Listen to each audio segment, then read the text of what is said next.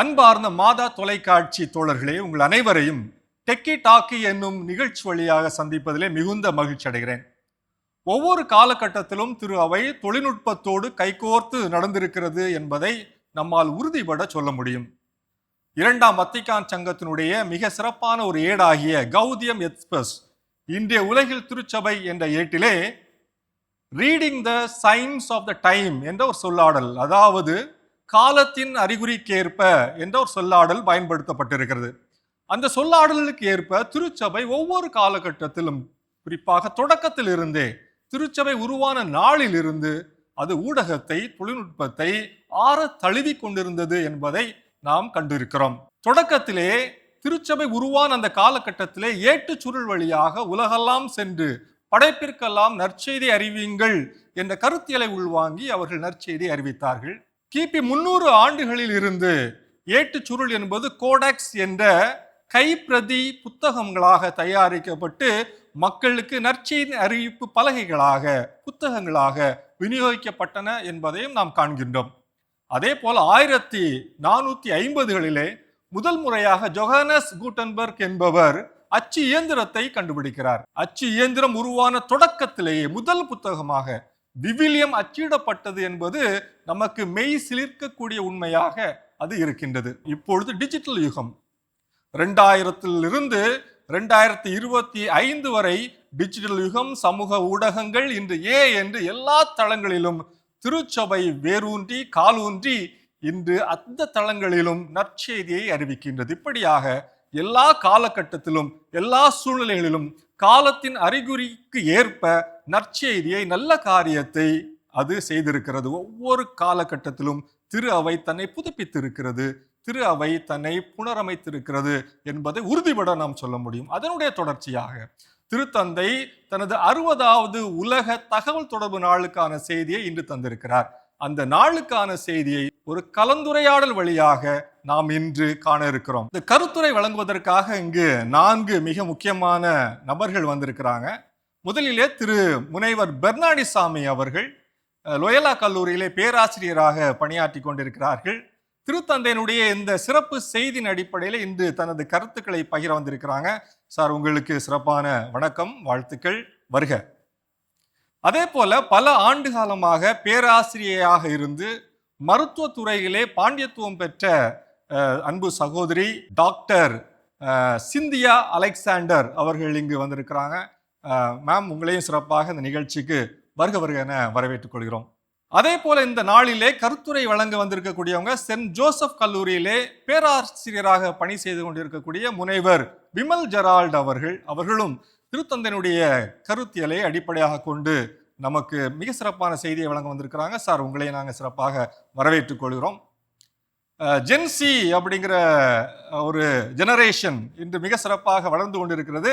அவர்களை பிரதிநிதித்துவப்படுத்தக்கூடிய வகையில செல்வி அமலா அவர்கள் இங்கு கருத்துரையாளராக வந்திருக்கிறாங்க. அவர்களையும் சிறப்பாக வரவேற்றுக் கொள்கிறோம். உங்க அனைவரையும் மாதா தொலைக்காட்சி சார்பாக, இந்த மாதா தொலைக்காட்சியுடைய நேர்கள் சார்பாக வரவேற்றுக் கொள்வதில் மகிழ்ச்சி அடைகிறேன். மனிதர்கள் கடவுளின் சாயலிலும் உருவிலும் படைக்கப்பட்டிருக்கிறார்கள். ஆனால் ஏஐ தொழில்நுட்பம் வந்த பிறகு அது பல வகையிலே, அதன் மாண்புகளை இழக்கக்கூடிய வகையிலே அது கையாளப்படுகிறது.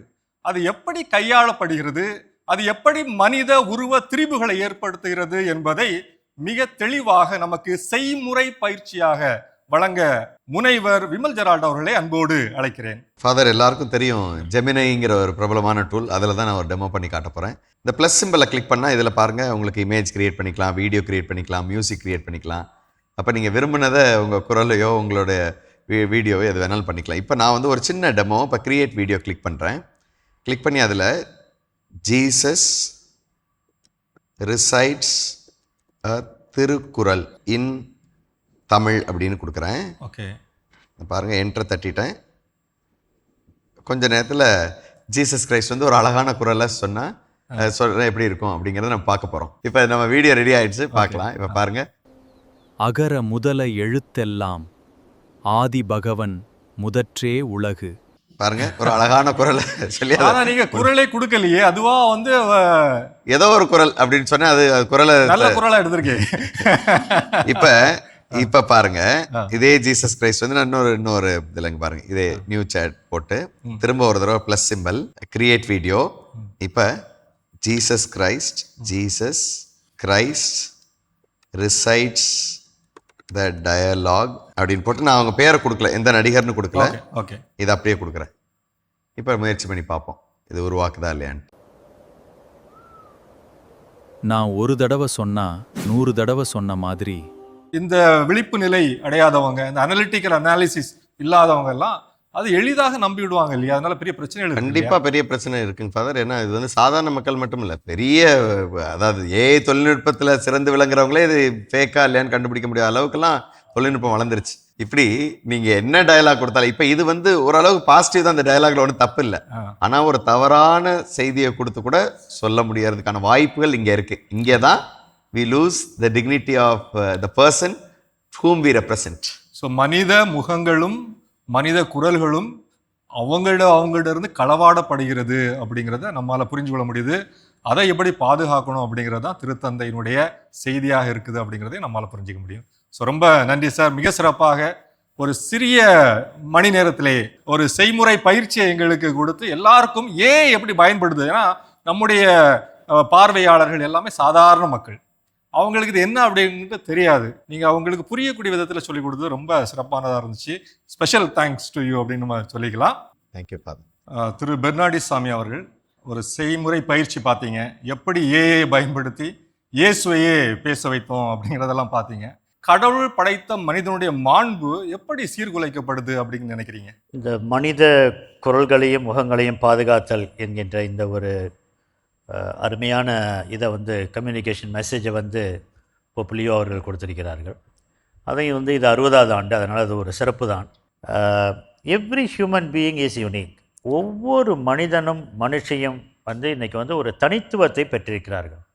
There is no duplicate, there is no xerox copy of another person. அப்படி இருக்கிறப்ப இந்த யுனிக்னஸை வந்து, இந்த தனித்தன்மையை வந்து காப்பாற்றப்பட வேண்டும். நம்ம யாரும் வந்து இனிமேல் எல்லாமே யூனிக்காக இருக்கிறனால, எல்லாருமே தனித்தன்மையை கொண்டிருக்கிறனால இது வந்து ரொம்ப முக்கியமானது அப்படின்னு சொல்லிட்டு சொல்கிறாங்க.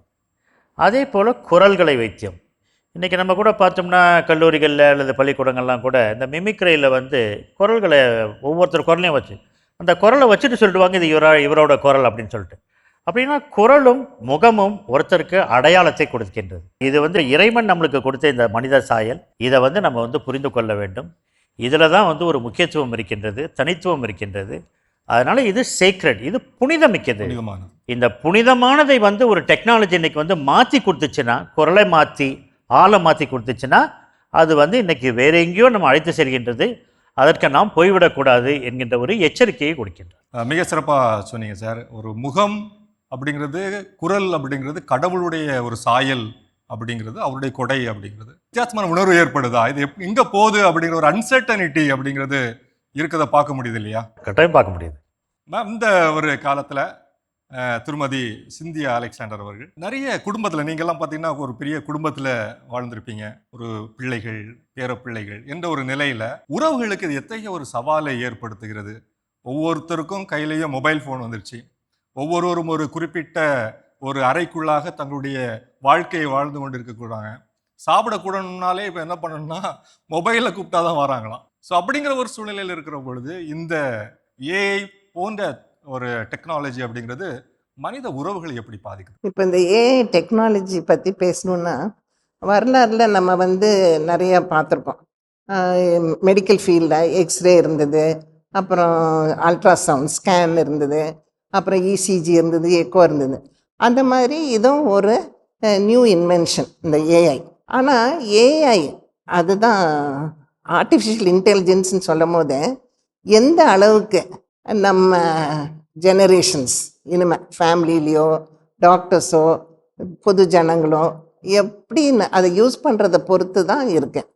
இப்போ as such அது invention is good, but how we are using அதுதான் முக்கியம்.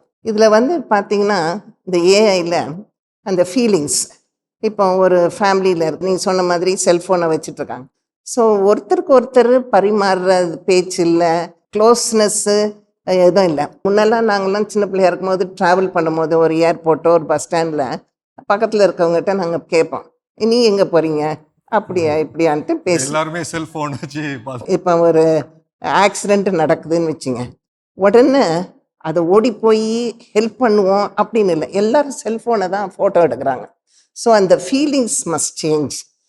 Intelligence, artificial intelligence good, but how to use it we must no.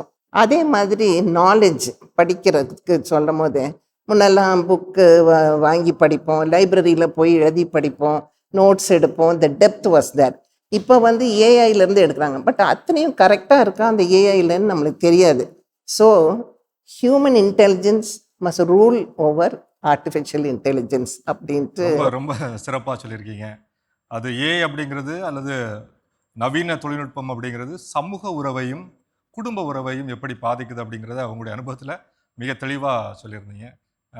முனைவர் விமல் ஜெரால்ட் அவர்கிட்ட, சார் நீங்கள் வந்து ஒரு டெக்னிக்கல் அல்ல டெக்னாலஜிக்கல் பேக்ரவுண்டில், கம்ப்யூட்டர் சயின்ஸ் பேக்ரவுண்டில் வரீங்க. ஏன் நம்ம இந்த தொழில்நுட்பத்தை கண்ணை மூடிக்கொண்டு ஆற தழுவிக்கொள்ளக்கூடாது? ஏதோ டெக்னாலஜி தானே, நம்ம வந்து ஆற தழுவிக்கொண்டு இல்லாமல் இருந்தோம் அப்படின்னா நம்ம அவுடேட் ஆகிட மாட்டோமா? நம்ம வந்து சமூகத்திலிருந்து, சமூக நீரோட்டத்திலிருந்து புறந்தள்ளிவிடப்பட மாட்டோமா? இதை எப்படி கையாளுவது? ஏன் இதில் கவனம் தேவை அப்படின்னு நினைக்கிறீங்க? ஃபர்ஸ்ட் ஆஃப் ஆல் நமது திரு அவை வந்து தொழில்நுட்பத்தோட எப்போதெல்லாம் புது தொழில்நுட்பம் அறிமுகமாகிறதோ அதோட கூடிய கருத்துக்களை மக்களை வழிநடத்தக்கூடிய ஒரு அமைப்பாக நான் பார்க்குறேன். அதில் குறிப்பாக உலக நாடுகள், வளர்ந்த மேலை நாடுகள் கூட தங்களது கருத்துக்களை அல்லது தொழில்நுட்ப நிறுவனங்கள் தங்களது வழிகாட்டுதலை கொடுக்கும் முன்பாக போப் பிரான்சிஸ் அவர்கள் முதன்மையானவராக எப்படி ஏஐ தொழில்நுட்பத்தை கையாள வேண்டும் என்று சிறப்பான ஒரு மாடலை என்சைக்ளிக்கல் கொடுத்துருக்குறாங்க. அதனைத் தொடர்ந்து நம்ம போப் லியோ அவர்களும் அருமையான ஒரு வழிகாட்டுதல் என்சைக்ளிக்கல் கொடுத்துருக்குறாங்க. அதில் ரொம்ப தெளிவாக கொடுத்துருக்காங்க. அதை பேஸ் பண்ணி நான் இந்த உங்கள் கேள்விகளுக்கு ஆன்சர் பண்ண விரும்புகிறேன். ஒரு சாரார் வந்து என்ன நினைக்கிறாங்கன்னா, திருதவை வந்து இந்த மாதிரி அட்வான்ஸ் தொழில்நுட்பங்களுக்கு எதிரான ஒரு அமைப்பு போல் ஒரு ஒரு ஒரு மித் இருக்குது. அது உண்மை அல்ல. திருவை ரொம்ப தெளிவாக சொல்லியிருக்கு. சிந்தனை, மனித சிந்தனை, மனித அறிவுங்கிறது இறைவனுடைய கொடை. அந்த அறிவினுடைய வெளிப்பாடு தான் இந்த ஏஐ. அப்போ ஏஐ வந்து தாராளமாக பயன்படுத்தணும். கடவுளுடைய கொடையான இந்த மனித அறிவை வைத்து கண்டுபிடிக்கப்பட்ட இந்த ஏஐ தொழில்நுட்பத்தை அட்வான்ஸாக பயன்படுத்தலாம், நன்றாக பயன்படுத்தலாம். மருத்துவத்துறையில் டயக்னாசிஸில் பயன்படுத்துகிறாங்க. கல்வித்துறையில் இன்றைக்கி அட்வான்ஸ் கான்டென்ட் கிரியேஷனில் மாணவர்களுக்கு கற்பித்தலை மேம்படுத்தக்கூடிய தொழில்நுட்பம், simulation paste learning, immersive paste learning, இந்த மாதிரியான அட்வான்ஸ் பெடகாஜிக்கல், அதாவது கற்றல் கற்பித்தலில் பயன்படுத்துகிறாங்க. வல்லுநர்கள், அறிவியலாளர்கள் பயன்படுத்துகிறாங்க. பிஸ்னஸில் பயன்படுத்துகிறாங்க. இப்படி எல்லா துறைகள்லையும் அதோட பயன்பாடுகள் என்பது அளப்பரியது. அதனால் பயன்படுத்துறது தவறே இல்லை. ஆனால் நீங்கள் சொன்னது போல் அதை அப்படியே அரவணைத்து கொள்றதுங்கிறது ரொம்ப டேஞ்சர் இருக்குது. இப்போ நீங்கள் நம்ம கூட அந்த டெமோவில் பார்த்தோம், ஜீசஸ் கிரைஸ்ட் வந்து ஒரு திருக்குறள் சொல்கிறாரு. திருக்குறள் நல்லது, பரவாயில்ல. திருக்குறளுக்கு பல வேறு ஏதாவது தவறான மத கருத்துக்களை, மற்றொரு மதத்தை புண்படுத்தக்கூடிய ஒரு கருத்துக்களையும் சொல்ல வைக்க முடியும். அப்படி சொல்கிற பட்சத்தில் அது விஷமத்தனமான எதிர்மறையான சிந்தனைகளை உருவாக்கிவிட முடியும். மருத்துவத்துறையிலும் கூட சரியாக பயன்படுத்த முடியும் என்கிற ஒரு சூழலில் தவறாகவும் பயன்படுத்த முடியும். என்ன சொல்கிறார்கள் என்றால், குறிப்பாக ஒரு ஹியூமனாய்டு ரோபோட்டை, ஒரு பெண்ணுக்கு மாற்றாக ஒரு ஹியூமனாய்டு ரோபோட்டை உருவாக்கி விட முடியும் ஒரு ஆணுக்கு துணையாக. அதெல்லாம் இயற்கைக்கு மாறானது, திருச்சபையினுடைய கருத்துக்களுக்கு எதிரானது. இப்படி மாறான, இயற்கைக்கு எதிரான ஒரு அறிவியல் படைப்புகளை அது உருவாக்கும் என்றால் அது தவறான பாதையை நோக்கி செல்லக்கூடிய சூழலில் நாம் அதை பொறுப்புணர்வோடு நாம் பயன்படுத்த வேண்டும் என்ற கருத்தை நான் உங்களுக்கு. ரொம்ப சிறப்பாக இருந்துச்சு. பொறுப்புணர்வோடு, அதை வந்து ஏஐ அப்படிங்கிறதே தீமையானது அப்படின்னு இல்லாமல், தொழில்நுட்பம் என்பது தீமையானது என்று இல்லாமல், அதை ஒரு பொறுப்புணர்வோடு அதை வந்து நம்ம தழுவிக்கொள்ளலாம் அப்படிங்கிறத மிக சிறப்பாக சொல்லியிருக்கீங்க. இப்போ இவங்ககிட்ட தான் கேட்கணும், செல்வி அமலா அவர்கள். அல்காரிதம் அப்படின்னா தமிழில் அது வந்து நெறிப்பாட்டு முறை அப்படிங்கிறாங்க.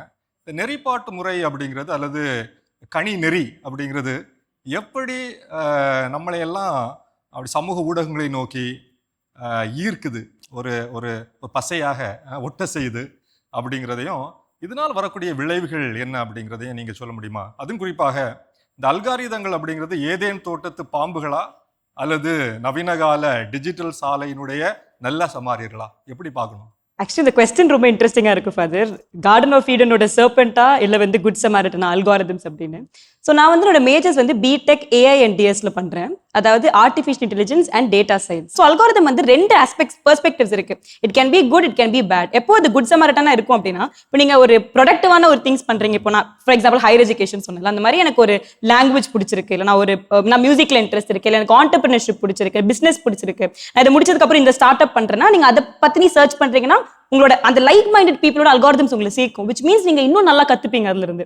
ஆனா அதே மாதிரி நீங்க ஒருவேளை நான் ப்ரொடக்டிவான விஷயங்களை சர்ச் பண்றீங்க, இப்போ ஒரு வேலை வந்து தேவையில்லாத வேற ஏதாச்சும் கண்டென்ட் என்டர்டைன்மெண்ட் பர்பஸ் இல்லை ஏதாச்சும் பண்றீங்கன்னா அதுக்கு தேவையானதை மட்டுமே உங்களுக்கு கொடுக்கும். இல்லை இன்னொன்று என்னன்னா, மற்றவங்களோட பெர்ஸ்பெக்டிவ்ஸை உங்களால தெரிஞ்சுக்க முடியாம போயிடும். உங்களோட பெர்ஸ்பெக்டிவ் எது, நீங்க இந்த ஸ்டாண்ட்ஸ்ல நிக்கிறீங்கன்னா அதுக்கேற்ற மாதிரியே திருப்பி தர்றதுனால உங்களால இன்னொருத்தருடைய பெர்ஸ்பெக்டிவ் என்னன்னு தெரிஞ்சுக்க முடியாது. இதனால ஹியூமன் கனெக்ஷனோ இல்ல டைவர்சிட்டியை அக்செப்ட் பண்றதோ இல்ல மத்தவங்க வேற மாதிரி யோசிக்கலான்றதே இல்லாம ஒரு ரஃப்னஸ் வருது. சோ என்னை பொறுத்த வரைக்கும் நீங்க எதை பாக்குறீங்களோ அதை பொறுத்து தான் அல்காரிதம் உங்களுக்கு சஜஸ்ட் பண்ணும்.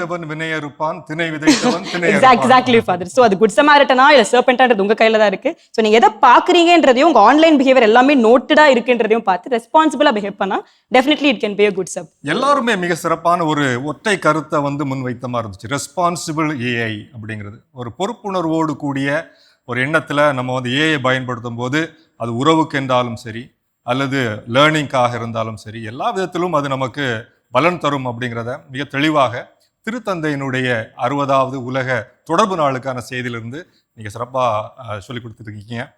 இரண்டாவது சுற்று ஒன்று இன்ட்ரெஸ்டிங்காக ஒரு இருக்குது.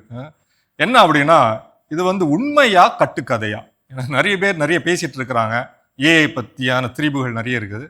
நான் உங்கள்கிட்ட எக்ஸ்பர்ட்ஸ், நீங்கள் உங்கள்கிட்ட கேட்குறேன், இது உண்மையா கட்டுக்கதையா? மருத்துவர் திருமதி சிந்தி அலெக்சாண்டர் அவர்களுக்கான ஒரு கேள்வி. நீங்கள் சொல்லணும், இந்த சொல்லாடல் உண்மையா அல்லது கட்டுக்கதையா? ஒரு மனிதரின் முகமும் குரலும் அவரது தனித்துவமான அடையாளத்தின் வெளிப்பாடாகும். உண்மையா கட்டுக்கதையா? உண்மைதான் ஃபாதர். ஏன்னா ஒரு லைனில் இருக்குல்ல, கடவுளுடைய லைக்னஸ் அண்ட் இமேஜ் அப்படின்னு தான் கடவுள் படைச்சார். ஸோ அந்த ட்ரூ, இட்ஸ் ட்ரூ. அந்த ஃபேஸில் ஒரு love for neighbours, love for God, love for society எல்லாம் இருக்கும். அதே மாதிரி there are so many things. You cannot make one same face இன்னொருத்தருக்கு பண்ண முடியாது. இப்போ வந்து ஹியூமனாய்டு இதெல்லாம் சொன்னார் sir, but it will never be the same. So each one is special in God's creation. Selvi Amala அவங்கள்ட்ட கேட்கலாம், அதை சொல்லுங்க. நீங்க செயற்கை நுண்ணறிவு அதாவது ஏஐ அப்படிங்கிறது மனிதர்களைப் போலவே அன்பு, நட்பு, இரக்கம் மற்றும் பொறுப்புணர்வை கொண்டுள்ளது. உண்மையா கட்டுக்கதையா? இது கட்டுக்கதை தான் ஃபாதர். ஆனா ஆக்சுவலி 90% வந்து பாத்தீங்கன்னா ஏஐ கூட எல்லாம் நாம நிறைய பேர் ஹாய் டார்லிங் எப்படி இருக்க அப்படி எல்லாம் பேசுறாங்களே, அதெல்லாம் உண்மை இல்லைங்கிறீங்களா? கண்டிப்பா அது வந்து அது மனுஷங்களோட நல்லாவே வந்து ரெஸ்பாண்ட் பண்ணும். அதான் நிறைய பேர் அவங்க கிட்ட பேசிட்டு இருக்காங்க, செல்லம் எப்படி இருக்க அப்படின்னு கேக்குது. அது ஆமா ஃபாதர், தங்கிலீஷ்ல நீங்க ட்ரெயின் பண்ணி திருப்பி அதை கொடுக்கும். ஏஐ முதல்ல எப்படி அதை பண்ணுதுன்னு பாத்தீங்கன்னா, அவன் ஒரு டேட்டா கொடுத்து ட்ரெயின் பண்ணிருப்பான். உங்களை எப்படியாச்சும் அதை கனெக்டடா வைக்கணும் அப்படிங்கிறது மட்டும் தான் அவனோட கோல். சோ நீங்க எப்படியெல்லாம் பேசினா அது கூட இன்னும் பேசுவீங்க அப்படிங்கிறது மட்டும் தான் அதோட என்டையர் இதுவே. சோ அதனால அது திருப்பி கொடுக்கும். அது வந்து அண்டர்ஸ்டாண்ட் பண்ணியோ இல்ல அந்த ஒரு ஃபீலிங்கை வந்து புரிஞ்சுக்கிட்டோ இல்ல ஃபொர்கிவ்னஸோ இல்ல லவ்வோ இல்ல பாசமோ இல்ல ஃப்ரெண்ட்ஷிப்போ அது எதுவுமே அதுக்கு தெரியாது. நிறைய பேர் வந்து மனுஷங்களை யார் நம்புறது, பின்னாடி முதுகுல குத்துற அந்த மாதிரி இப்போ ஜென்சி ட்ரெண்ட்ஸே அப்படிதான் இருக்கு. ஏன்னா யாரையும் நம்பிக்கை வர மாட்டேங்குது. சொல்றாங்களா, எதுக்கு மனிதர்களை நம்புறதுக்கு நான் ஏஐ நம்பிடுவேன். நிறைய பேர் அப்படிதான் கிளம்பிட்டாங்க. அதனால அவங்க கூட பேசிட்டு இருக்காங்க, மனுஷங்களோட பேசாம. சோ அதனால அவங்களுக்கு நம்பிக்கை இல்லை. ஏன்னா மனுஷங்க வந்து நிறைய பண்றாங்க, ஃப்ரெண்ட்ஷிப்ஸ்ல குவாலிட்டி இல்ல, அந்த மாதிரி நிறைய ஃபீல் பண்றதுனால ஏஐ கிட்ட நீங்க பேசுறீங்க, நீங்க தப்புனே சொல்லாது ஃபாதர். நீங்க பேசுறீங்கன்னா நீங்க என்ன சொன்னாலும் அது கரெக்ட்னு சொல்லலாம். இல்ல நீங்க கரெக்ட், நீங்க தப்பா கூட சொல்லுங்க, இல்ல நீங்க கரெக்ட். இதனால என்ன ஆகுது அப்படின்னா, இந்த மாதிரி நீங்க எல்லாத்துக்கும் ஆமா சாமி ஏஐ போடுறதுனால ஒரிஜினலாவே நீங்க ஒரு ஒரிஜினல் பீப்புள் கூட பழகும்போது அதையும் நீங்க எக்ஸ்பெக்ட் பண்ணுவீங்க. இதனால என்ன ஆகும் அப்படின்னா எக்ஸ்பெக்டேஷன் ஜாஸ்தி ஆகுது. நான் அதுக்கிட்ட சொன்ன எல்லாமே எனக்கு ஓகே தானே சொல்லுது, நீயே வேற மாதிரி ஒருத்தருடைய வேற்று கருத்தையே அக்செப்ட் பண்ண முடியாத அளவுக்கு இப்போ ஜென்சி பீப்புள் மாதிரி ஆகுறாங்க. என்னதான் ஏஐ மனுஷங்க நல்லா பேசினாலுமே ஏஐ தான் மனுஷங்க தான் சொல்றது. கண்டிப்பா ஒரு ரொம்ப ரொம்ப சிறப்பா சொல்லியிருக்கீங்க. Yes father. Sir Vimal Gerald sir, உங்களுக்கான இந்த கேள்வி. ஏஐ என்பது முழுமையான நடுநிலையான தொழில்நுட்பம், நியூட்ரல் டெக்னாலஜி. அதற்கு எந்த விதமான மதிப்புகளும் அல்லது பாரபட்சங்களும் இருக்க முடியாது. உண்மையா கட்டுக்கதையா? இது கண்டிப்பா கட்டுக்கதை தான். ஏன் அப்படின்னா, ஏஐ வந்து நம்ம கேட்கறது எல்லாத்தையும் கேட்ட வடிவத்தில் கொடுக்குது. ஒரு டெக்ஸ்ட், ஆடியோ, வீடியோ இந்த மாதிரி நம்ம கேட்கறத கொடுக்குது. அது எங்க இருந்து கொடுக்குதுன்னா, அதுக்கு சுய அறிவுங்கிறது கிடையாது. அதை முதல்ல நம்ம ஏற்றுக்கொள்ள வேண்டும். மனிதன் எப்படி சிந்திச்சு ஒரு கருத்துரு உருவாக்குறான், சிந்தனை வந்து கருத்துருவாகி ஒரு சென்டென்ஸில் பேசுகிறாங்க, வரைகிறாங்க அல்லது வெளிப்படுத்துகிறாங்க, வெவ்வேறு விதத்தில் வெளிப்படுத்துகிறாங்க. ஏஐ வந்து அப்படி நம்ம வேணுங்கிறத வெளிப்படுத்தினா கூட அதுக்கு வந்து பேஸ் டேட்டா வந்து அதுக்கு உள்ளீடு செய்யக்கூடிய, அதாவது கொடுக்கக்கூடிய இன்புட்ஸ்ல இருந்தா அந்த டேட்டாக்களை டேட்டா பயஸா இருந்தா வாய்ப்புகள் இருக்கு, டேட்டா பயஸ் இருக்க வாய்ப்புகள் இருக்கு. நான் உள்ளீடு செஞ்ச கருத்துக்கள் தவறா ஒரு பயாஸ்டா இருந்ததுன்னா, ஒரு சார்புடைய கருத்தா இருந்ததுன்னா அதை ரிஃப்ளெக்ட் பண்ணி கொடுக்கறதுக்கான 100% வாய்ப்புகள் இருக்கு, இருந்திருக்கு. அப்ப நம்ம கொடுக்கக்கூடிய தகவல்கள் அது பயாஸ்டா இல்லையான்னு எப்படி நம்ம கண்டுபிடிக்கணும் அப்படின்னா, the transparency of the data. நம்ம எந்தெந்த தரவுகள் எந்தெந்த சோர்சஸ்லேருந்து, அதாவது எந்த அடிப்படையிலேருந்து இந்த விடயத்தை எனக்கு சொல்லியிருக்கு அப்படிங்கிறத நம்ம தெளிவு பண்ணிக்க வேண்டியது நம்மளுடைய பொறுப்பு. ஆக ஏஐ தொழில்நுட்பம் வந்து முழுமையானதாக நீங்கள் வந்து நியூட்ரலாக இருக்கிறதுக்கான வாய்ப்புகள் இல்லவே இல்லை. ஸோ ஏஐ நியூட்ரல் அப்படிங்கிறது கட்டுக்கதை. முனைவர் பெர்னாடிசாமி அவர்களுக்கான கேள்வி. திரு அவை செயற்கை நுண்ணறிவையும் நவீன தொழில்நுட்பத்தையும் முழுமையாக எதிர்க்கிறது. இது வந்து கட்டுக்கதையா அல்ல உண்மையா? கட்டுக்கதை தான்.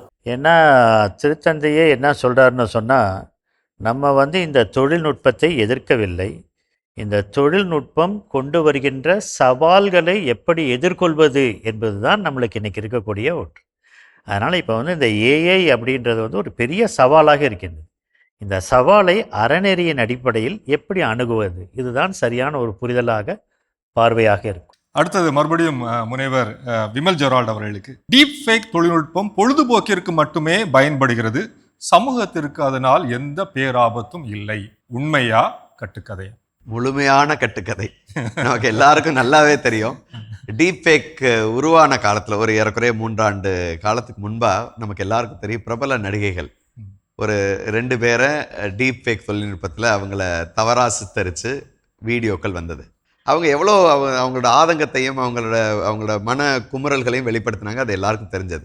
இப்போ ஒரு பிரபல நடிகைகளுக்கு வரும்பொழுது இது வெட்ட வெளிச்சமாக எல்லாருக்கும் தெரியுது. இது ஒரு சாதாரண ஒரு மாணவிக்கு, ஒரு இளம் பெண்ணுக்கு ஏற்படும் பொழுது அந்த பெண்ணுக்கான மன பாதிப்புகள் எவ்வளோ வருங்கிறத நம்ம யோசித்து பார்க்கணும்.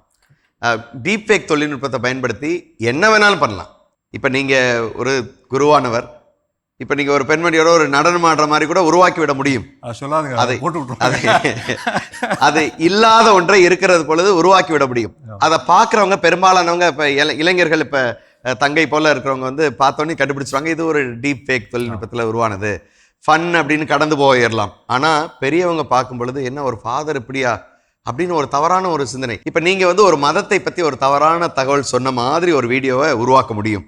அது வெளியில் போச்சுன்னா இன்றைய காலகட்டத்தில் மிகப்பெரிய தாக்கத்தை, இரு மதங்களுக்கான ஒரு வேறுபாட்டினை, ஒரு பெரிய ஒரு சண்டை ஏற்படுத்துறதுக்கு வாய்ப்புகள் நிறைய இருக்குது. அதனால் இது ரொம்ப ரொம்ப கேர்ஃபுல்லாக நம்ம பார்க்க வேண்டியது இருக்குது. ஒன்று வந்து இன்றைக்கி பெரிய அரசியல் தலைவர்கள் வந்து சொல்லாத கருத்துக்களை சொன்ன மாதிரி உருவாக்கி விட முடியும், மிகப்பெரிய மோதல்களை உருவாக்கும். ஒன்று. 2வது பண மோசடிகள். இப்போ மேடம் வந்து பேசுகிற மாதிரி அவங்களுடைய உறவினர்கள்ட்ட பேசி, நான் ஒரு ஆபத்தில் இருக்கேன், உடனே எனக்கு ஒரு 10,000 போடுங்க அப்படின்னா மேடம் கேட்குறாங்க, ஐயோ கேட்காதான் கேட்குறாங்களே, அவங்களுக்கு என்னமோ உடனே ஒரு 10,000 ட்ரான்ஸ்ஃபர் பண்ணிடுவேன் நான். அப்படிங்கிறப்ப அது வந்து தவறான பண மோசடிகளுக்கு வழிவகுக்க. நான் சொல்கிறது 10,000 ஒரு சின்ன அமௌண்ட்டு. ஒரு பெரிய எம்டி ஒரு அசிஸ்டண்ட் கிட்ட பேசுகிறாருன்னு வச்சுங்க, ஒரு டீப் ஃபேக்கில் ஒரு குரலை மாற்றி பேசும் பொழுது மிகப்பெரிய பண மோசடிக்கு வழிவகுக்கும். நம்ம நல்ல தகவல்கள் லேட்டாக போய் சேரும், தவறான தகவலும் ரொம்ப ஃபாஸ்ட்டாக போய் சேரும். அப்படி போய் சேரும் பொழுது மிகப்பெரிய எதிர்வினையான மாற்றங்களை இந்த சமுதாயத்தில் உருவாக்க முடியும். அதனால் டீப் ஃபேக் தொழில்நுட்பம் என்டர்டெயின்மெண்ட்டுக்குங்கிறத எளிமையாக கடந்து போயிட முடியும். என்டர்டெயின்மெண்ட்டுக்கு ரெஸ்பான்சிபிளாக பயன்படுத்தினாங்கன்னா தாராளமாக ஒன்றும் இல்லை. அதனால் டீப் ஃபேக் வந்து ரொம்ப பாதுகாப்பானது, என்டர்டெயின்மெண்ட்டுக்கு பயன்படுத்துறதுங்கிறது முழுமையான கட்டுக்கதை. திரு பெர்னாடிசாமி அவர்களுக்கான கேள்வி. ஒரு மனிதரின் குரலை ஏஐ முழுமையாக நகலெடுக்க முடிந்தால் அந்த குரலின் உண்மையான உரிமையாளர் ஏஐ தானே? உண்மையா கட்டுக்கதையா? கேள்விக்கு பதில் கட்டாயமாக எல்லாருமே சொல்லிடுவாங்க. இது வந்து எவ்வளோ ஒரு ஃபேக், இது வந்து எவ்வளோ ஒரு தப்பானது அப்படின்றத வந்து சொல்லிடுவாங்க. அந்த விதத்தில் வந்து கட்டாயமாக ஒரு மனிதருடைய குரலை வந்து அதுவாக அந்த ஏஐயாக அது மாற்றும் பொழுது அது வந்து அவரை பிரதிபலிக்கவில்லை. அப்படி இருக்கிறப்ப வந்து அந்த நகல் எடுப்பது அப்படின்றது வந்து இன்றைக்கி வந்து ஒருத்தர் உருவாக்கினார்னு சொன்னால் அது அவருக்கு சொந்தம்தான். அதை யார் வந்து எந்த டெக்னாலஜி வச்சுக்கிட்டு அவங்க உருவாக்கினாலும் அது வந்து அவங்க தவறு தான் செய்கிறாங்க, அது வந்து சரியானது இல்லை அப்படின்றது வந்து ரொம்ப தெளிவாக இருக்கின்றது. செல்வி அமலா அவர்களுக்கு மிக முக்கியமான ஒரு கேள்வி. ஏஐ பொய் சொல்லாது, உண்மையா கட்டுக்கதையா? மொத்தமா கட்டுக்கதை தான் ஃபாதர். ஏன்னா சார் மேம் சார் இவ்வளோ நேரம் பேசிட்டு இருந்த எல்லாத்துலயுமே அவங்க சொன்ன கருத்துக்கள்லேயே வந்து கிளியரா அவங்க என்ன சொன்னாங்கன்னா ஏஐ கேன் மேக் மிஸ்டேக்ஸ் அப்படின்னு சொல்லிட்டு. ஒரு ஃபன்னி இன்சிடென்ட் நான் சொல்றேன். கூகுள் ஏஐல ஒருத்தவங்க ஒரு கேள்வி கேட்டிருக்காங்க, அதாவது how to make cheese stick to the pizza அப்படின்னு. அதாவது சீஸ் வந்து பீட்சால இருந்து வராம அது எப்படி அழகா அப்படின்னா ரெசிபி ஏதாச்சும் கொடுத்துருக்கணும், வேற மாதிரி ஏதாச்சும் ரெசிபியில கரெக்ஷன்ஸ் கொடுத்துருக்கணும். அது எனக்கு ஏஐ என்ன சொல்லுச்சு அப்படின்னா, take 1/8 cup of a non-toxic glue and mix it with the pizza sauce. அதுக்கப்புறம் பாத்தீங்கன்னா அந்த சாஸோட மிக்ஸ் பண்ணும்போது நீங்க சீஸ் போடும்போது ஒட்டிக்கோன்ற ஒரு ரிஃப்ளெக்ஷன் வந்து ஏஐ கொடுத்துருக்கு. It's validity. அது வந்து ஒரு அப்படியே ரொம்ப லிட்டரலி பீஸா சாஸோட நீங்க க்ளூவை கலங்க ஒட்டிக்கும். இது மேபி யாராச்சும் இன்டர்நெட்ல நமக்கு என்ன ஆகும்னு தெரியல அதை சாப்பிட்டா. பட் இது வந்து ரொம்ப ஃபேமஸா இருந்துச்சு. ஒரு எல்லாருமே அதை ரொம்ப ஸ்க்ரூட்டனைஸ் பண்ண ஆரம்பிச்சாங்க. ஏன் எப்படி இவ்வளோ ஒரு இப்படி பண்ணலாம், இப்போ ஒருவேளை அது ஒரு நார்மலா ஏதாச்சும் ஒரு குழந்தை பார்த்து ஒருவேளை நிஜமாலே நான் டாக்ஸிக் மிக்ஸ் பண்ணா ஒட்டிக்கும் போல இருக்குன்னு தோணுச்சுன்னா, ஏன் நிறைய பேர் நம்புறாங்க ஏன் வந்து மிஸ்டேக்கே பண்ணாது அப்படின்னு. நிறைய பாப்புலர் பிளண்டர்ஸே இருக்கு. ஏன்னா ஆஸ் சார் கரெக்ட்லி செட், ஒரு இன்புட்ஸ்ல மட்டும் தான் அது வேலை செய்யும். லைக் அந்த மாடலை ஒரு குறிப்பிட்ட டேட்டா பேஸ் வச்சு ட்ரெயின் பண்ணுவாங்க, ட்ரெயின் பண்ணி டெஸ்ட் பண்ணுவாங்க. ஒரு நியோ கொலோனியலிசம் அப்படிங்கிற ஒரு முறைமைக்கு வழிவகை செய்கிறது அப்படிங்கிறத நம்ம ஏற்றுக்கொள்ளலாமா?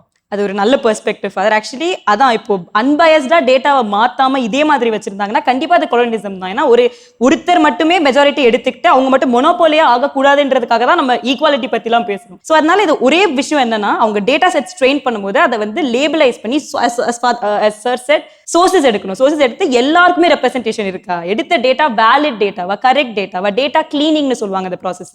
ஸோ நீங்க தப்பான டேட்டாவை கொடுத்தா தப்பா தான் அது ப்ரெடிக்ட் பண்ணும். So the quality of data you are feeding into the model அப்படிங்கிறது தான் இம்பார்ட்டன்ட். ஸோ அந்த டேட்டாவை நீங்க எவ்வளோ அன்பயஸ்டா, எவ்வளோ ஈக்குவலைஸ்டா, எவ்வளோ எல்லாருக்குமே சொந்தமா இருக்கிற மாதிரி நீங்க எடுத்து பண்றீங்களோ அதுக்கேற்ற மாதிரி ஏஐயோட குவாலிட்டி இம்ப்ரூவ் ஆகும். ஸோ நீங்க வந்து ஏஐ போய் சொல்லுங்கிறீங்க. நல்லா போய் சொல்லுங்க, நல்லா போய் சொல்லுவோம், என்ன வேணா சொல்லுவோம். அது இரண்டாவது சுற்று மிக விறுவிறுப்பாக அழகாக நம்ம ஆழ்ந்த சிந்தனையோடு நம்ம கொண்டு சென்றிருக்கிறோம். மூன்றாவது சுற்று என்ன அப்படின்னா, சில கேள்விகளை எடுத்துக்கொண்டு அதை வந்து மக்களிடம் அதை கொடுத்து, குறிப்பாக ஆன்லைன் ஃபார்மில் அதை கொடுத்து ஒரு கருத்து கணிப்பு எடுத்தோம். ஏறக்குறைய ஒரு 100 பேர் அதில் வந்து பங்கெடுத்திருக்கிறாங்க. அவங்களிடம் சில கேள்விகள் முன்வைக்கப்பட்டன, அவர்களும் பதில் கொடுத்துருக்குறாங்க. ஒவ்வொரு கேள்விகளுக்கும் அவங்க என்ன பதில் கொடுத்துருக்குறாங்க அப்படிங்கிற அடிப்படையில் திருத்தந்தையினுடைய இந்த 60வது உலக தகவல் தொடர்பு நாளுக்கான செய்தியை நம்ம கொஞ்சம் அலசி பார்க்கலாம் அப்படின்னு நினைக்கிறேன். போலாமா? முதல் கேள்வி என்ன கேட்கப்பட்டது அப்படின்னா, நீங்கள் தினமும் சமூக ஊடகங்களில் எவ்வளவு நேரம் செலவிடுகிறீர்கள் அப்படிங்கிற ஒரு கேள்வி கேட்கப்பட்டது. ஒரு 102 பேர் ரெஸ்பாண்ட் பண்ணியிருக்கிறாங்க. அதில் 1 மணி நேரத்திலிருந்து 3 மணி நேரம் வரை ஏறக்குறைய 40% சொல்லியிருக்கிறாங்க. அதுக்கு மேலே தான் போயிட்டு இருக்கிறத தவிர கீழே போகல. பார்த்தீங்கன்னா 3 முதல் 5 மணி நேரம் வந்து 26%, 5 மணி நேரத்துக்கு மேல் வந்து 10. அதெல்லாம் கூட்டி பார்த்தோட கூட 70-75% மேலானவர்கள் வந்து அதிகமான 2 மணி நேரத்திற்கு அதிகமான மணி நேரத்தை அவர்கள் இணையத்திலே சமூக ஊடகங்களே செலவிடுகிறார்கள். ஒரு டாக்டராக உடல் நிலைக்கும் மனநிலைக்கும் எத்தகைய ஒரு பாதிப்பை இது ஏற்படுத்தும் அப்படின்னு நினைக்கிறீங்க? இந்த இத்தனை மணி நேரம் அவங்க பார்க்குறாங்கன்னு வச்சுங்க, ஒரு வெரி காமன் ப்ராப்ளம் இப்போ நாங்கள் பார்க்குறோம், கம்ப்யூட்டர் விஷன் சிண்ட்ரோம் அப்படின்ட்டு. பார்த்தீங்கன்னா யங்கர் ஜென்ரேஷன் எல்லாரும் நிறைய பேர் ஒரு 70% இப்போ கண்ணாடி போட ஆரம்பிக்கிறாங்க. So that's because of screening. அந்த ப்ளூ லைட் சிண்ட்ரோம் அப்படின்னு சொல்றாங்க. அதே மாதிரி நான் மணிக்கணக்காக உட்காந்து பார்க்கும்போது your legs are not working. இந்த லெக்ஸ் வந்து நம்ம லெக் மசில் வந்து செகண்ட் ஹார்ட்னு சொல்லுவோம். So lot of problems, hypertension, அதெல்லாம் because of lack of exercise அது வருது. அப்புறம் வந்து சைக்கலாஜிக்கலாக you may see some things which are not good for our soul or our the spirituality, so it can affect us perfectly, and in return அது மற்றவங்களையும் நம்ம பாதிக்கிற அளவுக்கு நம்ம பிஹேவ் பண்ணலாம். அதே மாதிரி இன்னைக்கு வந்து நாங்கள் எப்போவுமே குழந்தை இல்லாதவங்க வரவங்ககிட்ட சொல்லுவோம், 8 மணிக்கெல்லாம் ஆஃப் பண்ணிவிடுங்க, 10 மணிக்கு படுங்க. ஏன்னா அந்த ப்ளூ லைட்டு கேன் அஃபெக்ட் மெலட்டோனின்னு ஒரு இது இருக்குது, ஹார்மோன், ஸ்பெஷலி ஃபார் மென். அது வந்து செக்ரீஷன் குறைஞ்சிரும் இந்த ப்ளூ லைட்னால. ஸோ இப்போ நீங்கள் கணக்கு எடுத்து பார்த்தீங்கன்னா நம்ம தமிழ்நாட்டில் ஆல்மோஸ்ட் அபவுட் முன்ன வந்து 6% தான் இருந்தது மேல் இன்ஃபர்டிலிட்டி. இப்போ it has gone up to 15%. ஒன்று ஐடி ஒர்க், நைட் ஷிஃப்ட்ஸ், அந்த மாதிரி பல இடங்களில் ஃபெர்டிலிட்டி சென்டருடைய வளர்ச்சி பார்த்தீங்கன்னா எல்லா. ஆமாம் ஃபாதர், நான் ஒரு ஸ்டாட்டிஸ்டிக்ஸ் எடுத்திருக்கேன். இங்கேருந்து தாம்பரம் வரைக்கும் 83 அசிஸ்டட் ரீப்ரொடக்டிவ் டெக்னிக் இது இருக்குது. ஸோ எவ்ரிபடி அண்ட் இன்னொன்று வந்து இப்போ எவ்ரிபடி ஒன்ஸ் நோபடி பொறுப்போம், கடவுள்கிட்ட வேண்டுவோம், அந்த மாதிரியும் இல்லை. Every and pressure, social pressure, in-laws வீட்டு, சொசைட்டி, ஃப்ரெண்ட்ஸ் எல்லாம். ஸோ அதனால it is become a big hassle. So இந்த viewing time should be avoided. அப்படி ஸோ மச் ஆஃப் ஹவர்ஸ். ரொம்ப ரொம்ப நன்றி, மிக சிறப்பாக வெளிப்படுத்திருக்கீங்க. ஸோ இரண்டாவது கேள்வி என்ன அப்படிங்கிறதையும் பார்த்துக்கலாம் திரையில. உங்கள் வாழ்க்கையின் முக்கிய முடிவுகளை, குறிப்பாக கல்வி, வேலைவாய்ப்பு, திருமணம் போன்றவற்றை ஏஐயின் ஆலோசனையின் அடிப்படையில் எடுப்பீர்களா அப்படிங்கிற ஒரு கேள்வி கேட்கப்பட்டிருக்குது. அதுல இல்லை அப்படின்னு 50% சொல்லியிருக்கிறாங்க. ஆனா இதுல பார்க்க வேண்டியது என்ன அப்படின்னா, ஏதாவது ஒரு விதத்துல இன்னும் ஒரு 50% ஆலோசனைகளை அவர்கள் கேட்கிறார்கள். இதனால் ஏற்படக்கூடிய பாதிப்புகள், அதிலும் குறிப்பாக திருத்தந்தை தன்னுடைய செய்தியில் என்ன சொல்றாரு, தான்மைக்கு எதிராக, யூனிக்னஸ், ஹியூமன் ஐடென்டிட்டி அப்படிங்கிறதுக்கு எதிரான டிசிஷன் மேக்கிங்ல அது ஆக்கிரமிப்பும் ஆளுகையும் செய்கிறதா அப்படிங்கிற கேள்வி வருது. உங்களுடைய பதில்? இது ஒருத்தருடைய தனிப்பட்ட ஒருவருடைய கல்வி, வேலை, திருமணம் போன்றவிற்கு அது ஒரு சரியான முடிவை கொடுக்க முடியாது. அது காமனாக என்ன கலெக்ட் பண்ணுதோ அதை தான் பதிலாக கொடுக்கும். அந்த விதத்தில் இந்த மாதிரி மனித உறவுகளை அறுத்தெறிந்து விட்டு இந்த மாதிரி ஏஐயை ஒரு ஃப்ரெண்டாக, அதை தான் இவரும் சொல்கிறார், லியோ அவர்களும் திருத்தந்தை அவர்களும் அதான் சொல்கிறாங்க. அதை ஒரு இன்ஃப்ளூயன்சராக, அதை ஒரு ஃப்ரெண்டாக நீங்கள் வச்சுக்கிட்டீங்கன்னு சொன்னால் அப்படின்றாரு, அஃபெக்ஷனேட் ஃப்ரெண்ட் அப்படின்றார். இது ஒன்று சொல்லுவாங்க, இந்த அணுகுண்டெல்லாம் தயாரிக்கப்பட்ட காலத்தில் ஃப்ராங்கன்ஸ்டைன் சிண்ட்ரோம் அப்படின்னு ஒன்று சொல்லுவாங்க. அது என்னென்னா, நம்ம கண்டுபிடிச்சதே நம்மளை ஒரு பெரிய அளவில் அழித்து விடும் அப்படின்வார். திருத்தந்தை லியோ அவர்களும் கிட்டத்தட்ட ஏஐயை அப்படி தான் சொல்கிறாங்க. நம்ம ஏஐயை கண்டுபிடிச்சிட்டோம், ஆனால் நம்ம அதை கண்ட்ரோல் பண்ணுறோமா, அது நம்மளை கண்ட்ரோல் பண்ணுதா, ஆனால் அதுதான் இப்போ நம்மளை கண்ட்ரோல் பண்ணிகிட்ருக்கு அப்படின்றதுல தான் இந்த சேலஞ்சஸ் எல்லாமே கொடுக்குறாங்க. அந்த விதத்தில் இந்த ஒரு சர்வேயில் ஒரு 50% இதை பற்றி கேட்குறாங்க அப்படின்னு சொன்னால், இப்பயே அவங்க மனித உறவுகளை தாண்டி இன்றைக்கி ஏஐ உதவிய டெக்னாலஜி தான் இன்றைக்கி நம்பியிருக்காங்க அப்படின்றது நம்மளுக்கு நல்லா தெரியுது. ஏன்னா போப் இதில் ரொம்ப அருமையாக ஒரு வார்த்தையை உபயோகிக்கிறாரு. இந்த ஏஐக்கு அவர் ஏஐயினால் செய்ய முடியாது, மனிதர்களால் மட்டுமே செய்ய முடியும் என்று அவர் சொல்வது கிரிட்டிக்கல் திங்கிங், விமர்சன கண்ணோட்டம். இந்த விமர்சன கண்ணோட்டம் இல்லாத பட்சத்தில் இன்றைக்கி அவங்க அங்கே போகிறாங்க. விமர்சன கண்ணோட்டம் மட்டும் இன்றைக்கி இருந்துச்சுன்னா, எங்கே பொருள்கள் தயாரிக்கிறாங்க, அது எங்கே போகுது, அது எங்கே விற்பனையாகிறது என்பதை எல்லாம் தெரியும். அப்படி இல்லாட்டி இதை உருவாக்கியவர்களுக்கே, அவங்க 2 பேரும் நல்லா அருமையாக சொன்னாங்க, இந்த சித்தாந்தம் உருவாக்கியவருடைய சித்தாந்தம், இந்த உருவாக்கியருடைய சித்தாந்தத்தின் மார்க்கெட்டாகவும் தான் இது இன்றைக்கி இருக்கின்றது. அதனால் இன்றைக்கி இது ஒரு பெரிய டேஞ்சர் அப்படின்றது தெல்ல தெளிவாக தெரிகின்றது. சரி, அடுத்த கேள்விக்கு என்ன பதில் சொல்லியிருக்கிறாங்க அப்படி பார்க்கலாம். 3வது கேள்வி, ஏஐயை நம்பலாம் அப்படின்னு ஒரு கேள்வி கேட்டிருக்கிறோம். அதுக்கு முழுமையாக ஏற்கிறேன் அப்படிங்கிற ரொம்ப குறைவாக சொல்லியிருக்கிறாங்க. ஆனால் ஒரு நடுநிலையாளர்கள் தான் அதிகமாக இருக்கிறாங்க. அப்போ என்ன, நம்பலாம் நம்பாம இருக்கலாம் அப்படின்னு சொல்றவங்க தான் அதிகமாக இருக்கிறாங்க. ஏற்கவில்லை அப்படின்னு சொல்றவங்க 11.8% விழுக்காடு மக்கள் தான் அப்படி சொல்லியிருக்கிறாங்க. ஆனால் மற்றவங்க எல்லாமே நம்பலாம் போல அப்படிங்கிறது மாதிரியான ஒரு எண்ணம் தானே இதில் உருவாயிருக்கு.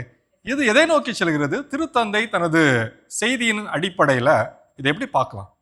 ஆக்சுவலி ரொம்ப பேலன்ஸ்டான ஒரு ஆன்சர் தான் நினைக்கிறேன். நடுநிலையில 70% இருக்கிறது ரொம்ப பேலன்ஸ்டான ஆன்சர். ஏன்னா இப்போ ஏஐ நிறைய என்ட்ரி லெவல் ஜாப்ஸை ரீப்ளேஸ் பண்ணும். நிறைய இப்போ ஆட்டோமேஷனா பண்ணக்கூடிய நிறைய ஜாப்ஸ் இருக்கு. இப்போ ரைட் நோ நம்ம பார்ப்போம்ல, வேலை வாய்ப்புகளே ஏஐ ரீப்ளேஸ் பண்ணிடும். ஆக்சுவலி வேலை வாய்ப்புகளை அதை ரீப்ளேஸ் பண்ணாது. எப்படி பண்ணோம்னா, இப்போ நான் இருக்கேன், இன்னொருத்தர் இருக்காங்க, எனக்கு ஏஐ தெரியும், ஏஐ வச்சு நான் சில காரியங்கள் பண்ணுவேன், அவங்களுக்கு ஏஐ வச்சு எது பண்றதுக்குமே தெரியாது. அப்படின்னா அதான் சொல்லுவாங்க, சார் சில ட்ரைனிங் செஷன்ல சொல்லுவாரு, ஏஐ தெரிந்த ஆசிரியர் ஏஐ தெரியாத ஆசிரியரை ரீப்ளேஸ் பண்ணுவாங்க. எக்ஸாக்ட்லி. சோ ஏஐ தெரிஞ்ச ஒரு ஆள் ஏஐ தெரியாத ஒரு ஆளை ரீப்ளேஸ் பண்ணுவாங்க தவிர ஏஐ 2 பேரையுமே ரீப்ளேஸ் பண்ணாது. சோ இதுலயே நம்மளுக்கு தெரியுதுல, ஏஐ கண்டிப்பா நம்பலாம். ஏன்னா நீங்க மேனுவல் எரர்ஸ் நிறைய ஏஐ இப்போ எல்லாமே ஆட்டோமேட்டட் கரெக்ஷன் தான் இருக்கு. ஏன்னா மேனுவல் நம்ம கரெக்ட் பண்றதை விட கம்ப்யூட்டர் கரெக்ஷன்ஸ்ல அக்யூரசி ஜாஸ்தி தான், நம்ம கம்ப்யூட்டர்ஸ்க்கே மூவ் ஆனோம்ல. நீங்க ஏஐ நம்பலாம் அப்படிங்கிற கண்ணத்துல, அதாவது நம்பலாம் நம்பாமே இருக்கலாம் அப்படிங்கிற எண்ணத்துல ஏஐ ஹாலுசினேஷன் அப்படிங்கிற ஒண்ணு இருக்குது.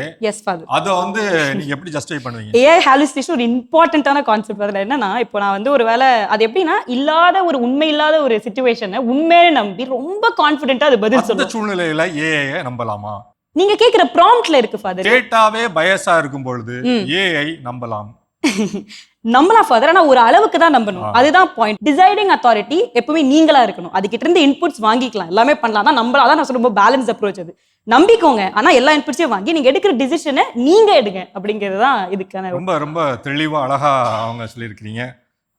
நம்ம டிசிஷன் நம்ம அப்படிங்கிறது எடுக்கணும். நம்ம கையில இருக்கணும். ஆமா ஃபாதர். அந்த குதிரையினுடைய கடிவாளம் அப்படிங்கிறது நமது கையில இருக்கணும். அது வலது சைடு போகணுமா இடது பக்கம் போகணுமா அப்படிங்கறத we have to decide அப்படிங்கிறது சொல்லுவாங்களா ஃபாதர், எல்லாரும் சொல்றதையும் கேளுங்க, ஆனா முடிவை நீங்க எடுங்க அப்படின்ட்டு. அதே மாதிரி தான். இன்னொரு 4வது ஒரு கேள்வி கேட்டிருந்தோம். அதுக்கு என்ன பதில் சொல்லியிருக்கிறாங்க அப்படிங்கறத பார்க்கலாம். முனைவர் விமல் ஜெரால்ட் அவர்களிடம் இந்த கேள்வி கேட்கலாம். செயற்கை நுண்ணறிவின் மீதும் அதன் அல்காரிதங்கள், அதாவது கணி நெறி மீதும் சில நிறுவனங்களின் ஆதிக்கம் உள்ளதா? பாருங்க, பரவாயில்லையே, நம்ம மக்கள் வந்து ஆம் அப்படின்னு சொல்லிட்டு நிறைய பேர் சொல்லியிருக்கிறாங்க. ஆமா, ஆதிக்கம் இருக்குது அப்படிங்கிறாங்க. இல்லை அப்படிங்கிறவங்க ஒரு குறிப்பிட்ட குறைவான சதவீதம். நீங்க இதை பத்தி உண்மையிலே அல்காரிதங்கள் மீதும் ஏஐ மீதும் பிற மக்களுடைய, பிற நிறுவனங்களுடைய, பெரும் நிறுவனங்களுடைய ஆதிக்கம் இருக்கிறதா? ரொம்ப எனக்கு இந்த பதில் வந்து ரொம்ப உண்மையிலே ரொம்ப மகிழ்ச்சியை அளிக்குது. ஏன்னா ரெஸ்பாண்டர்ஸ் பெரும்பாலும் ஜென்சியாக இருப்பாங்க. இவ்வளோ புரிதலோடு இருக்கிறாங்கன்னா உண்மையிலே ரொம்ப செயற்கை நுண்ணறிவு மீதான புரிதல் அவங்களுக்கு இருக்கிறத பார்க்க முடியுது. தொழில்நுட்பம் என்றாலே இன்றைக்கி மேலை நாடுகள் தான். நிறைய இந்தியர்கள் வேலை பார்த்தா கூட இன்றைக்கி பெரும்பாலான தொழில்நுட்ப நிறுவனங்கள் வந்து மேலை நாடுகள் சார்ந்தா இருக்குது. ஓரிரு நிறுவனங்கள் தான் இந்திய நிறுவனங்கள், சவுத் ஏஷிய நிறுவனங்கள் இருக்கிறத பார்க்குறோம். அப்படி பார்க்கும் பொழுது ஒவ்வொரு நிறுவனத்துக்கும் சில நெறிமுறைகள் கொடுக்குறாங்க. அதாவது இப்போ கைட்லைன்ஸ், அதாவது டெவலப்மெண்டல் கைட்லைன்ஸ் வந்து சாஃப்ட்வேருக்கெல்லாம் இருக்குது. ஆனால் ஏஐக்கு இன்னும் ஒரு பாலிசி ஃபார் டெவலப்மெண்ட் இருக்கிறதா தெரியல. நிறுவனங்களுக்கான பாலிசி எந்த கவர்மெண்ட்டோ அல்லது யுனைடெட் நேஷன்ஸ் போன்ற ஆர்கனைசேஷன்ஸோ இன்றைக்கி ஏஐ பாலிசி ஃபார் டெவலப்மெண்ட் அப்படின்னு ஒன்று இல்லை. அப்படிப்பட்ட சூழல்களில் வந்து பார்த்திங்கன்னா அந்தந்த நிறுவனங்களோட, ஏற்கனவே நம்ம டேட்டா பயாஸை பற்றி பார்த்தோம், அந்தந்த நிறுவனங்களுடைய ஐடியாலஜி, அதாவது சித்தாந்தங்களை அவங்க தகவல்களை உள்ளீடு செய்கிறது மூலமாக கொண்டு வரதுக்கான வாய்ப்புகள் இருக்குது. அதனால் கண்டிப்பாக இந்த ஏஐ தொழில்நுட்பத்தை டெவலப் செய்யக்கூடிய, உருவாக்கக்கூடிய நிறுவனங்களுடைய சித்தாந்தங்கள் வந்து அல்கரிதத்தில் வெளிப்படும்.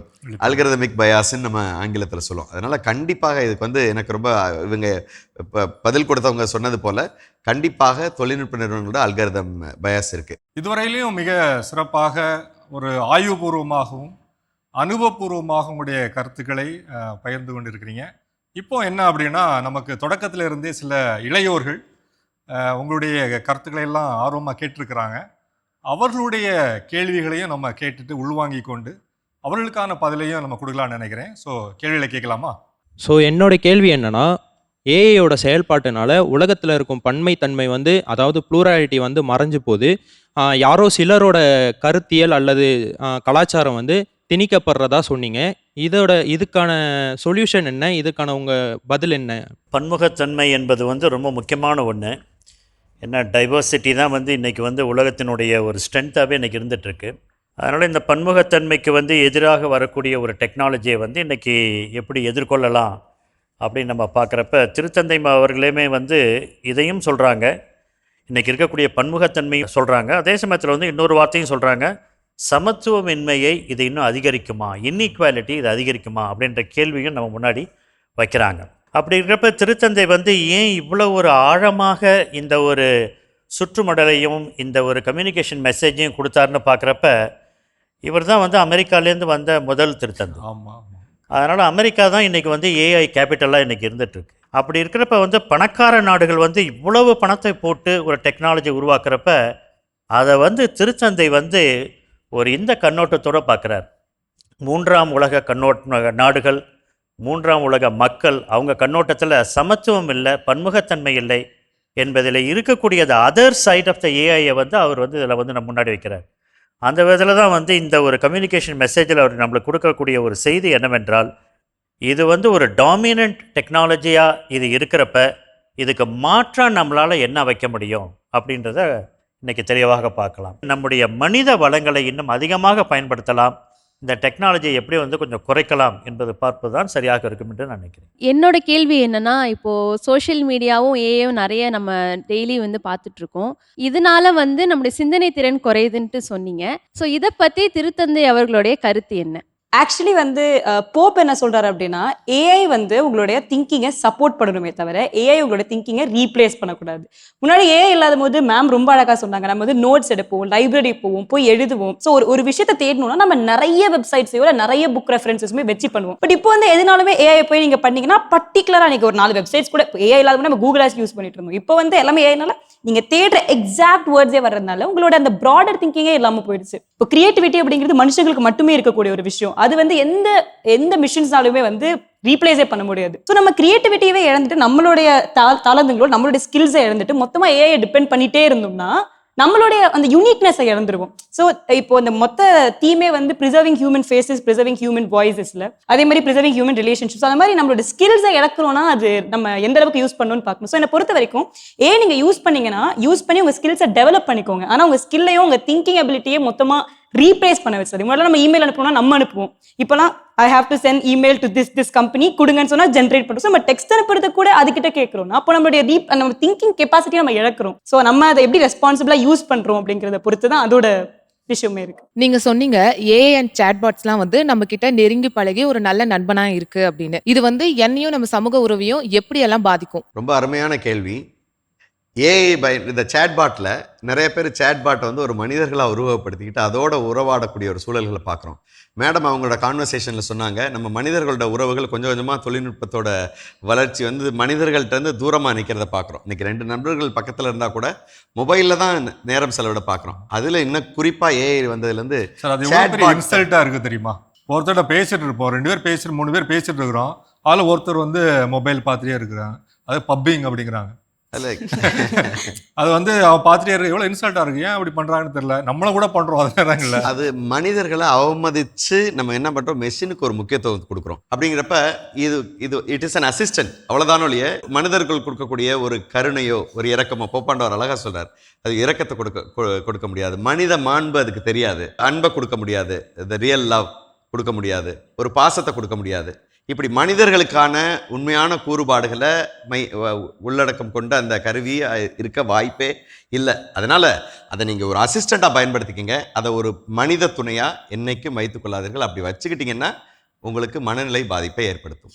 ஏஐ மற்றும் சாட்பாட்டுகள் வந்து உண்மையை திரித்து சமூக பிரச்சனையும் பிரிவினையும் உருவாக்குதுன்னு சொன்னீங்க. இது எப்படி சாத்தியமாகும்? திருத்தந்தை வந்து அதை ரொம்ப தெளிவாக என்ன சொல்கிறாங்கன்னா, இது வந்து ஒரு பிரிவினையை கொண்டு வரும், சமூக பாகுபாட்டை இன்னும் அதிகப்படுத்தும், இன்னும் சமத்துவமின்மையும் இது வந்து அதிகமாக்கும் அப்படின்னு சொல்லிட்டு, அப்போ இன்றைக்கி வந்து ஏஐ மூலமாக நம்ம முன்னாடி வந்து நிறைய செய்திகள் வந்து சிதறி கிடைக்கின்றன. எல்லாத்த பற்றி இன்ஃபர்மேஷனும் அவ்வளோ இருக்குது நம்ம கையில், தகவல்கள் அவ்வளோ இருக்கின்றன. அது எந்த தகவல் சரியான தகவல், எந்த தகவல் மனிதர்களை ஒன்றிணைக்கும், எந்த தகவல் சமத்துவத்தை இன்னும் வந்து அதிகமாக்கும் அப்படின்றதுக்கு வந்து கிரிட்டிக்கல் திங்கிங், விமர்சன கண்ணோட்டம் தேவை அப்படின்றார் அவர். இந்த மடல்லையே வந்து ரொம்ப குறிப்பிட்டு அவர் சொல்கிறது என்னன்னா, ஏஐ வந்து எதை நம்மள சாகடிக்குது அப்படின்னு சொன்னால் இந்த கிரிட்டிக்கல் திங்கிங்கை தான், விமர்சன கண்ணோட்டத்தை முழுவதுமாக எடுத்து விடுகின்றது.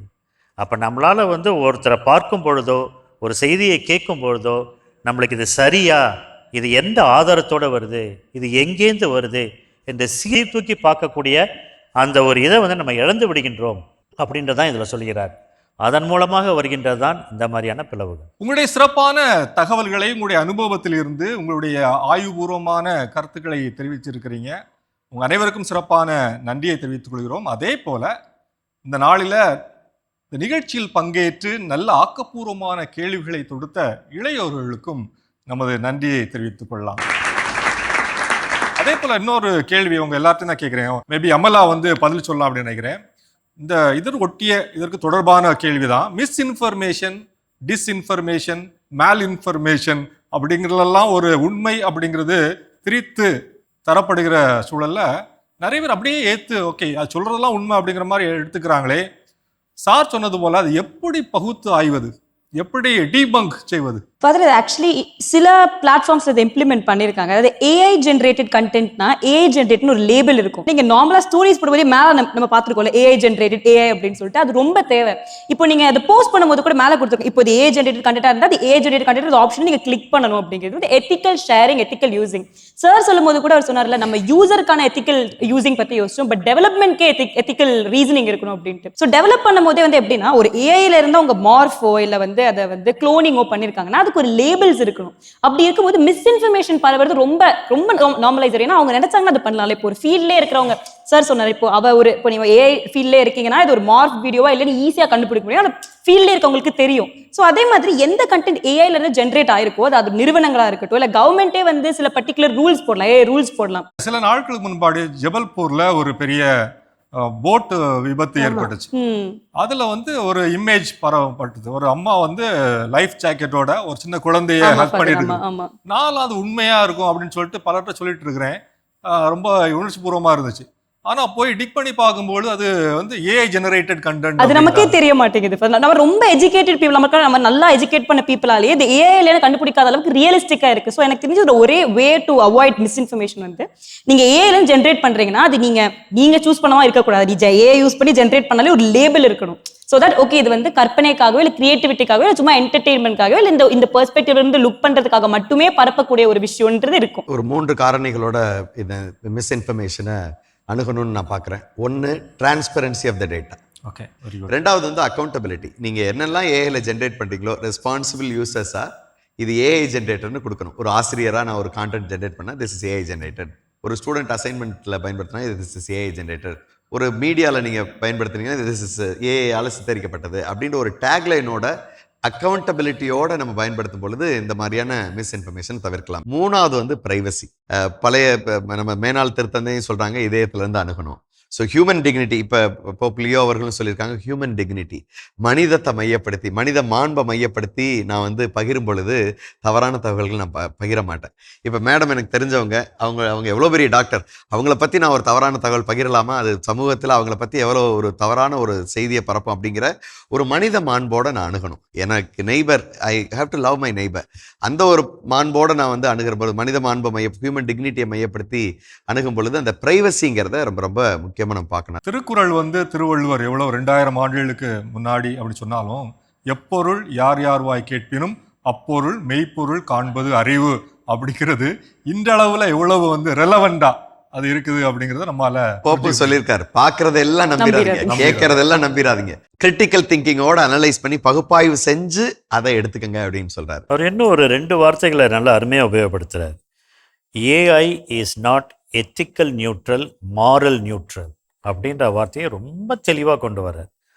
எவ்வளோதான் இன்னைக்கு ஏஐனுடைய ஸ்பீடு, அதனுடைய ப்ராலிஃபரேஷன், அது விரிஞ்ச விதம், பரவுற விதம், இன்னைக்கு வந்து அது உண்மையா இல்லையான்ற நம்பகத்தன்மையை கண்டுபிடிக்கக்கூடிய டெக்னாலஜி கம்மியாக இருக்குது. போப் திருப்பி திருப்பி சொல்கிறது அதுதான், நீ வந்து எல்லாத்தையும் விமர்சனத்துக்கு உள்ளாக்கு. ஒரு கவர்மெண்ட் டேட்டாவே சரியான டேட்டா தானா, அவங்களுக்கு எங்கேருந்து கிடைக்கிது அது அப்படின்றத நீ உள்ளாக்குன்றார்.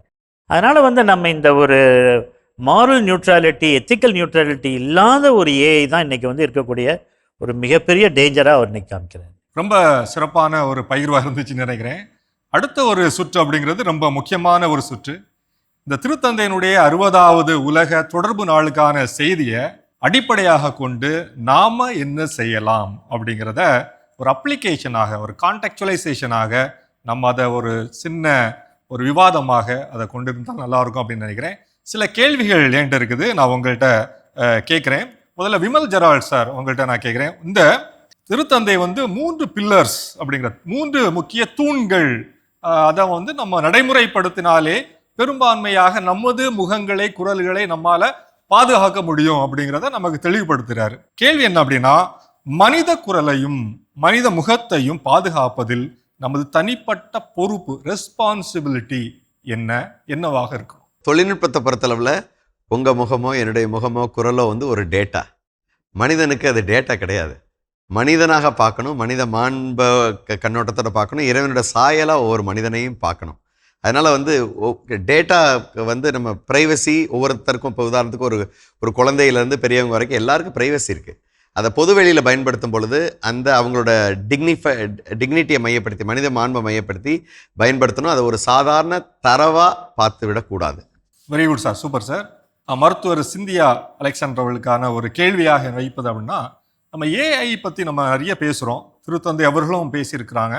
அதில் அவர் குறிப்பிடக்கூடிய வகையில் என்ன மாதிரியான மாற்றங்களை நம்முடைய வழக்கங்களில், அன்றாட பழக்க வழக்கங்களில், காலை எழுந்தவுடன் மொபைலை பார்க்குறோம், அந்த ஸ்க்ரீனை தான் பார்க்குறோம். நீங்கள் சொன்னது மாதிரி தூங்கும்போதும் அந்த ஸ்க்ரீன் பார்த்து தான் நம்ம தூங்குறோம் அப்படிங்கிற ஒரு நிலையில் நல்ல பண்புகளை, பழக்க வழக்கங்களை, மாற்றங்களை எப்படி நம்முடைய தனிப்பட்ட வாழ்க்கையில் உருவாக்கி கொள்ள முடியும்? என்னுடைய வயசுக்கு நான் சொல்கிறேன், அது யங்ஸ்டர்ஸ் எடுத்துக்கணும். நீங்கள் உங்களுடைய வயதிற்கு சொல்வது தான் எங்களுக்கான ஒரு நல்ல ஒரு அனுபவத்திலிருந்து சொல்லக்கூடிய நல்ல பாடமாக இருக்கும். ஏன்னா இது வீட்லேயும் நடக்குது. பேர பிள்ளைங்கிட்ட நான் சொல்லும் போது, அம்மா யூ ஆர் வெரி ஓல்டுமா அப்படின்லாம் சொல்கிறாங்க. பட் சில டிசிப்ளின் லைஃப்பில் மாறக்கூடாது. அது ஏர்லி டு ரைஸ் அப்படின்னு சொல்கிறோம் இல்லையா, தட் இஸ் இம்பார்ட்டண்ட். அந்த மாதிரி அந்த டைமுக்கு எழுந்திருக்கிறது, அதே மாதிரி சாப்பிட்ற நேரத்தை கரெக்டாக சாப்பிட்றது, அந்த வெளியே வாங்கி வீட்டு சாப்பாடு பெட்டர், ஏதோ ஒரு எமர்ஜென்சி பரவாயில்ல, பட் அந்த வெளியே வாங்கி சாப்பிட்றது, so many things like that இருந்தேன். அப்போ நம்ம வந்து நம்ம பிள்ளைங்கிட்ட சொன்னோம், time factor we should maintain in the house. இப்போ என்டர்டெயின்மெண்ட் டைம்னு ஒன்று இருக்குது, ஸ்டடி டைம்னு ஒன்று இருக்குது, ப்ரேயர் டைம்னு ஒன்று இருக்குது, டைனிங் ஹாலில் இருக்கிற டைம், எல்லாரும் சேர்ந்து சாப்பிட்ற டைம் இருக்குது. அந்த மாதிரி அந்த time factor should be practised in any home. என்ன தான் ஏஐ வரட்டும் ஆர் ஹைடெக் வரட்டும், சோறு முக்கியம் அப்படிங்கிறீங்களா? சில டிசிப்ளின் இஸ் வெரி இம்பார்ட்டன்ட். ஏன்னா இப்போ வந்து நாங்கள் பார்க்குறோம் அந்த sleepless nights, hypertension, BP வருது, so many things are happening. So it is better you use your technology for important things. ஏதோ ஒரு படிப்புக்கு யூஸ் பண்ணுறோம், அல்லாட்டி ஒரு இன்ஃபர்மேஷனுக்கு, அந்த மாதிரி பரவாயில்ல. But to use it for hours together, ஒரு இது போட்டோம்ல 5 hours எல்லாம், that will all definitely affect our health and mentality and peace in the house and society. கண்டிப்பாக. அதனால் ஏஐ வந்து நம்ம வந்து ஏஐ மட்டும் கிடையாது, சமூக ஊடகங்கள் அல்லது மொபைல் ஃபோன்ஸ், கேட்ஜெட்ஸ் எல்லாத்தையும் கொஞ்சம் மேக்சிமலிஸ்டிலேருந்து கொஞ்சம் மினிமலிஸ்டாக உருவாகலாம் அப்படிங்கிற மாதிரி சொல்லியிருக்கீங்க. அது முதல் கட்ட பழக்கமாக நம்ம கொண்டிருக்கலாம். அருமையான ஒரு கருத்து. விமல் ஜெரால்ட் சார்ட்ட நம்ம வந்து கேள்வி கேட்கலாம். விஷுவல் லிட்ரஸி 3வது பில்லர் அப்படின்னு சொல்லிட்டு எஜுகேஷன் அப்படின்னு திருத்தந்தை இந்த செய்தியில் சொல்கிறாரு. நீங்களும் ஒரு எஜுகேஷன் பேக்ரவுண்ட்லேருந்து வரீங்க, ஒரு ப்ரொஃபஸராக இருக்கிறீங்க. எப்படி விஷுவல் லிட்ரஸி அப்படிங்கிறதும் மீடியா பகுப்பாய்வு, ஊடக பகுப்பாய்வு அப்படிங்கிறது இந்த காலகட்டத்தில் எவ்வளோ முக்கியத்துவம் வாய்ந்ததாக இருக்குன்னு நினைக்கிறீங்க? அந்த தேர்ட் பில்லர் வந்து ரொம்ப ரொம்ப முக்கியமானது ஃபாதர். இப்போ நம்ம சொன்ன நிறைய எதிர்மறையான விடயங்களை ஓவர் கம் பண்ணணும் அப்படின்னா வந்து ஏஐ அவேர்னஸ் அண்ட் லிட்ரஸி கண்டிப்பாக தேவை. குறிப்பாக இன்றைக்கி எல்லா தரப்புலையும் பயன்படுத்த ஆரம்பிச்சிட்டாங்க, சிறியவர்கள்லேருந்து பெரியவங்க வரைக்கும் பயன்படுத்த ஆரம்பிச்சிட்டாங்க. இதில் குறிப்பாக இன்றைக்கி வந்து குழந்தைகள் ஸ்கூல் கோவர்ஸாக இருக்கட்டும், கல்லூரியில் படிக்கிறவங்களாக இருக்கட்டும், அல்லது மீடியா அல்லது தொழில்நுட்பத்தில் வேலை பார்க்கக்கூடிய யங்ஸ்டர்ஸாக இருக்கட்டும், இவங்களுக்கான லிட்ரஸி ரொம்ப ரொம்ப முக்கியம். அதனால் கல்வி நிலையங்களில் ஏஐ லிட்ரஸி தொடங்கணும். நீங்கள் கம்ப்யூட்டர்ஸ் வந்தப்போ முதல்ல கம்ப்யூட்டர் லிட்ரஸி தொடங்கினாங்க, அதை எப்படி பயன்படுத்துறது அப்படின்னு சொல்லி ஸ்கில் பேஸ்டாக கொண்டு போனாங்க. இன்றைக்கி வந்து ஸ்கில் பேஸ்ட் கோர்சஸ்லாம் ஏஐ ஸ்கில்ஸ் கோர்சஸ் நிறையா இருக்குது. அதோடு சேர்த்து இன்றைக்கி பள்ளிகளில் ஏஐ லிட்ரஸி எப்படி ரெஸ்பான்சிபிளாக எத்திக்கலாக யூஸ் பண்ணி தனி கோர்ஸ் கொண்டு வரணும். எப்படி மாரல் எஜுகேஷன் இருந்தது இல்லைங்களா, முன்னாடியெல்லாம் வந்து தனி மனித ஒழுக்கம் இதெல்லாம் சொல்லி கொடுத்தாங்க. இன்றைக்கி வந்து பெரும்பாலான நேரங்களில் குழந்தைகள் வந்து மீடியாலையும் தொழில்நுட்பத்திலையும் சோசியல் மீடியாலையும் பயன்படுத்துகிறாங்க, ஏஐயில் பயன்படுத்துகிறாங்க. அதனால் ஏஐ எத்திக்கல் அண்ட் ரெஸ்பான்சிபிள் யூசேஜுக்கு தனி கோர்சஸ் கொண்டு வரணும், கல்லூரிலையும் சரி பள்ளிகளையும் சரி.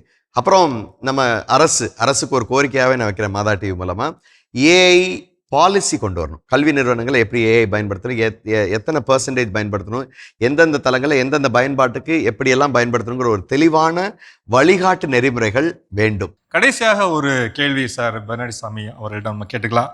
சார், ஏஐ தொழில்நுட்பத்தின் பயன்பாட்டில் இந்த காமன் குட் அப்படிங்கிறது எவ்வளவு முக்கியம், ஏன் முக்கியம்? இந்த காமன் குட் அப்படின்றத நம்ம பார்த்தோம்னா அது ஒரு ரொம்ப நல்லாயிருக்கும். ஏன்னா 1891 அவர் ஆரம்பிக்கிறாரு ஃபஸ்ட்டு என்சைக்ளிக்கல் வந்ததுலேருந்து.